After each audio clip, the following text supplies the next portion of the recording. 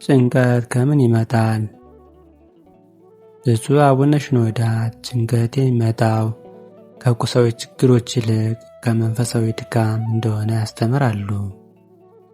ዋና ዋናዎቹ ምክንያቶች የሚከተሉት ናቸው። አንደኛው የእምነት መጓደል። እግዚአብሔር ታሪካችንን እንደሚመራና ለእኛ እንደሚያስብ ስንረሳ ነገን በራሳችን ትከሻ ላይ ለመሸከም እንሞክራለን።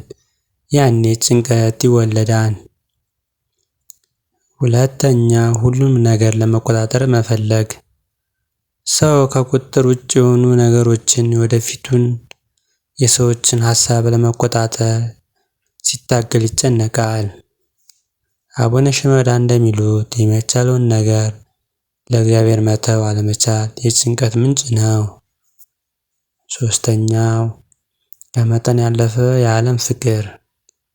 ልባችን ከምድራዊ ጥቅም በዝናና በሀብት ላይ እጅግ ሲጣበቅ እነዚህን ነገሮች እንዳናጣ በመስጋት ዘወትር እንጨነቃለን።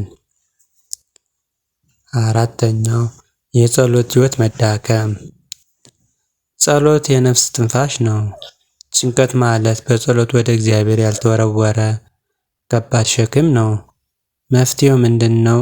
አቡነ ሽኖዳ ለጭንቀት የሚሰጡት ታላቅ መድኃኒት ለእግዚአብሔር መተውን የሚለውን ነው። ልጄ ሆይ፣ አንተ ስለ ራስህ ከምትጨነቀው በላይ እግዚአብሔር ላንተ ያስባል። ስለዚህ ጉዳዩን ሁሉ ለእርሱ ሰጥተህ በሰላም ውለህ እደር። በቀጣይ በሌሎች አስተማሪዎች ቪዲዮዎች እስከምንገናኝ ሰላም ሁኑ።